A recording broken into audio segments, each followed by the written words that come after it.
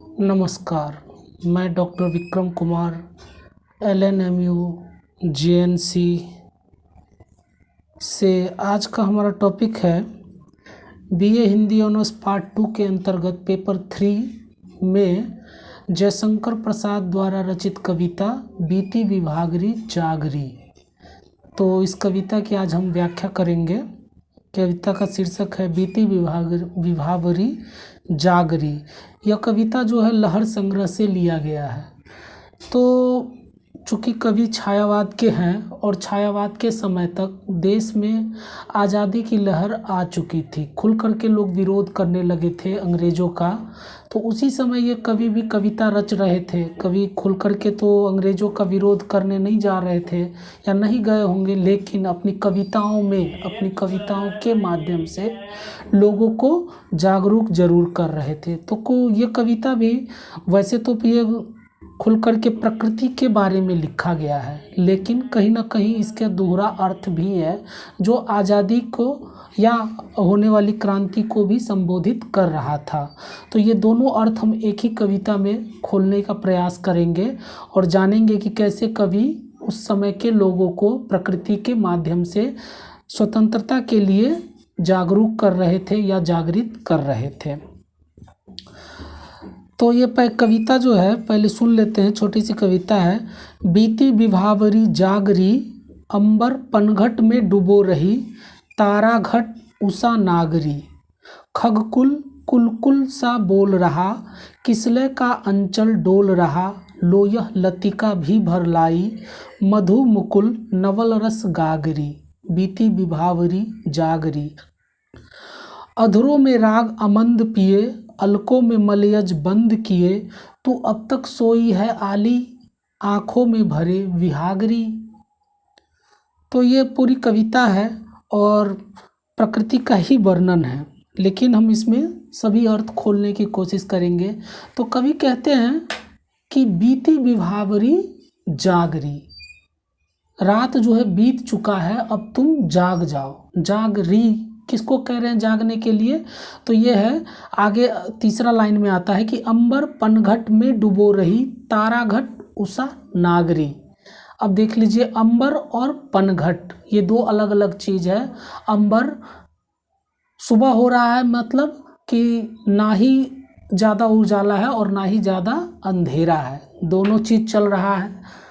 तो उसमें दोनों चीज़ चल रहा है, तो उसमें जो है ये उषा और नागरी, सुबह और नागरी एक नगर की स्त्री या नगर के रहने वालों का भी वर्णन है। तो अंबर पनघट में डूबो रही, तारा घट उषा नागरी। अंबर में क्या डूब रहा है? ताराओं का घट, और पनघट पे नागरी जो है घट, घड़ा को डुबो करके पानी ले रही है। और पानी कहीं ना कहीं जीवंतता का भी प्रतीक है, जीवन का प्रतीक है। और तारा कहीं ना कहीं अंग्रेजों का जो सितारा था, जो कभी माना जाता था कि ये अंत होता ही नहीं है, डूबता ही नहीं है, ये अब आज डूब रहा है या डूबता हुआ सा दिख रहा है।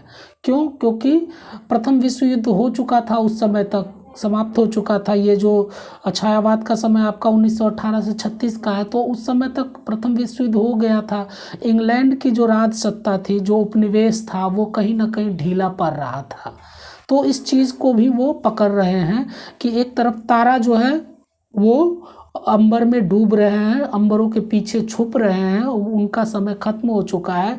दूसरी तरफ नगर के जो लोग हैं वो पानी भरने के लिए घट को जो है पनघट में डुबो रहे हैं। कहीं ना कहीं पानी आज़ादी जो जीवन देता है उसको लेकर के आ रहे हैं। तो तारा घट उषा नागरी। अब है कि खगकुल कुलकुल सा बोल रहा। खगकुल, खग चिड़िया, कुल कुल परिवार, और कुलकुल सा बोल रहा, अपनी भाषा में बातचीत कर रहे हैं। चिड़ियों की भाषा दूसरा नहीं समझ सकता। तो कुछ इसी तरीके से छायावादी कवि एक पर्दा रखे हुआ है इस कविता में कि यहाँ जो खगकुल है वो प्रतीक है आपके नेताओं के कुल का। हो सकता है कांग्रेस का कुल, उस समय कांग्रेस का परिवार चल रहा था, उसको भी वो संबोधित कर रहे थे। और कांग्रेसी खुल करके या पूरी तरीके से उस समय आज़ादी में सक्रिय भूमिका निभा रहा था। तो खगकुल कुलकुल सा बोल रहा, किसलय का अंचल डोल रहा। किसलय नए नए पत्ते का अंचल डोल रहा है। और यहाँ पे नए क्या है, नए पत्ते में नई आज़ादी कोमल रूप में जो वो कुछ ही लोगों के मन में था कि हम आज़ाद होंगे या इस देश को आज़ाद होना चाहिए। जो नेताओं के कुल थे या जो नेतागण थे या जो सामाजिक क्रांतिकारी लोग थे, उन्हीं को पता था या वही प्रयास कर रहे थे कि देश की आज़ादी किया जाए। तो वो डोल रहा है, यानी कि एक गति प्रदान कर रहा था या एक गति प्राप्त कर रहा था। किसलय का अंचल डोल रहा। अंचल ये शब्द एक क्षेत्र विशेष को भी संबोधित कर रहा है कि एक तो है कि नागरी नगर में रहने वाले लोग, शहरों में क्रांति का बीज उपजा था। आप याद कीजिए वो इलाहाबाद का वो कौन सा भवन है, जो जवाहरलाल नेहरू का जो घर है, वहाँ सारे नेतागण बैठते थे और वही जो है क्रांति के लिए आह्वान करते थे या विचार विमर्श करते थे या योजना बनाते थे। तो वो अंचल भी है, एक प्रदेश भी है। छिटपुट जो है पहले क्रांतियाँ हो भी चुका था, तो इसलिए कह रहे हैं कि अंचल डोल रहा। ये अंचल किसले का भी है, पत्ते का भी है, और ये अंचल एक आने वाली आज़ादी का भी है कि वो जो है उसमें अंगड़ाई भरा जा रहा है, उसमें अब धीरे धीरे चहलकदमी शुरू हो गया है। जो भारतेंदु युग में पूरी तरीके से छुप के हो रहा था, वो अब खुल करके बाहर आने लगा है। तो किसले का अंचल डोल रहा। लोयह लतिका भी भर लाई, मधु मुकुल नवल रस गागरी। अब लोयह लतिका, लतिका मीन्स लता। लता क्या है कि एक वो खड़ा नहीं हो सकता है, किसी के सहारे ही वो आगे बढ़ता है। तो ये लतिका एक आम पौधे का तो प्रतीक है ही, आम जनता का भी प्रतीक है, जो दूसरे नेताओं के सहारे अग्रसर होगा, आगे बढ़ेगा। तो कह रहे हैं कि लोयह लतिका भी भर लाई, मधु मुकुल नवल रस गागरी। अपने गागर में, अपने पात्र में नवल रस, नया रस, और नया रस क्या है, आज़ादी का रस। जो पिएगा मतवाला हो जाएगा, क्योंकि गुलामी कहीं ना कहीं कष्टकर है और अपने मन को मार देने का, अपने शरीर को मार देने का या मर जाने का एक तरीका भर भी है। लेकिन आज़ादी अपने मन को, अपने मस्तिष्क को, अपने भाव को पूरी तरह से खुल करके रखने देखने की स्थिति है। तो इसलिए वो कह रहे हैं कि नवल रस गागरी, कौन भर के ला रहा है नया रस, और कैसा, मधु मुकुल। मधु माने मीठा, जो अच्छा लगे, और मुकुल वैसा, मुकुल अधखिला फूल।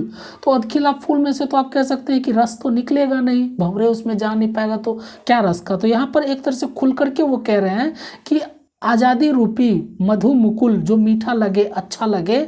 और चूंकि आज़ाद तो उस समय हुए थे ना, आज़ाद तो हम 1947 में हुए हैं, तो इसलिए से वो अधखिला था, पूरी तरीके से आज़ाद हम नहीं हुए थे, लेकिन ऐसा लग रहा था या मान लिया गया था कि अब हम आज़ाद हो जाएंगे।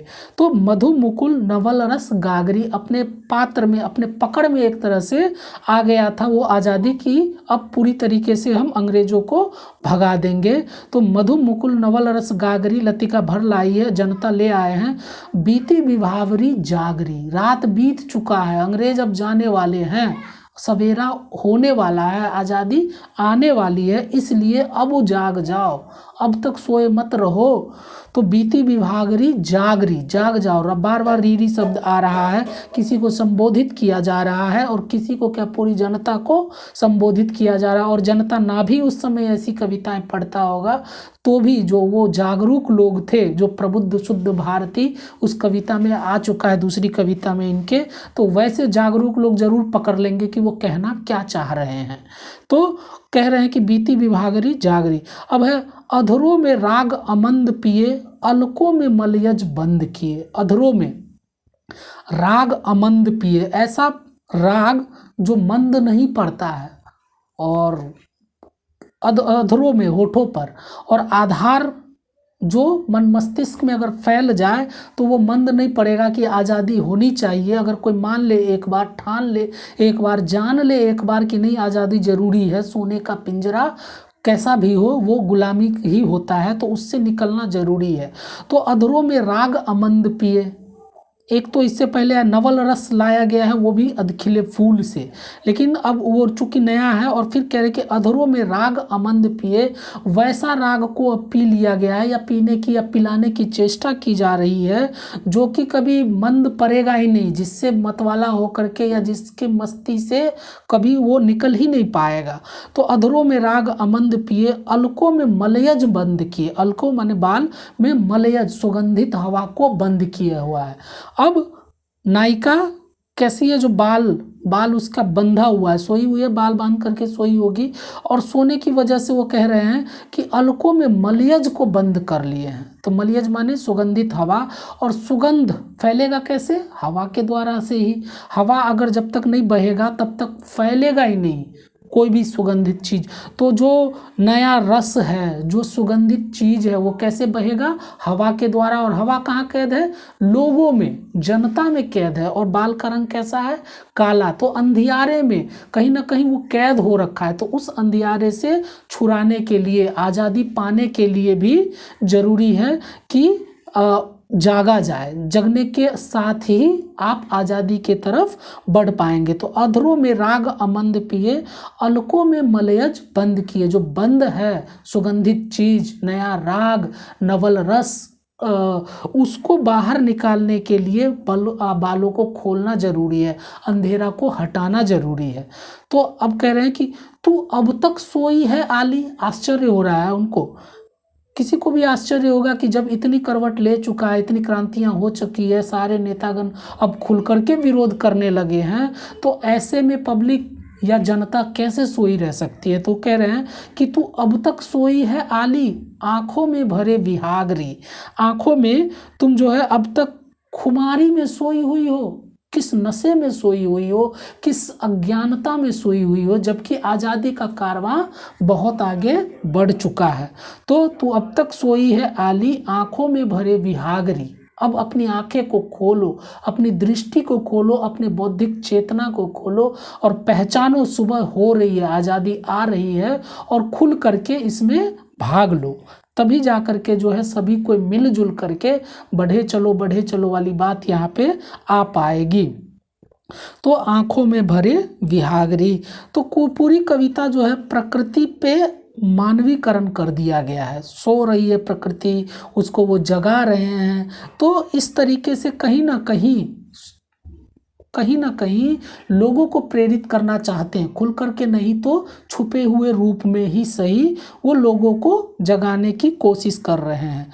तो इस तरीके से एक कविता में इन्होंने दो अर्थों को समेट करके प्रकृति के माध्यम से, प्रकृति को जगाने के माध्यम से, लतिका को माध्यम से जनता को भी जगाने की कोशिश किया है। तो पूरी तरीके से छायावादी कवि खुल करके कुछ कहते भी नहीं है, आधा आधा एक झीना सा पर्दा रखा होता है। तो ये झीना सा पर्दा आलोचकगण चाहे तो हटा सके, पाठक चाहे तो हटा सके, और प्रबुद्ध जन चाहे तो इससे, इस पर्देदारी को हटा करके चीज़ों को देख सकते हैं। तो सुबह हो रहा है, सुबह एक आज़ादी का भी है और सुबह रात से निकलने का भी है।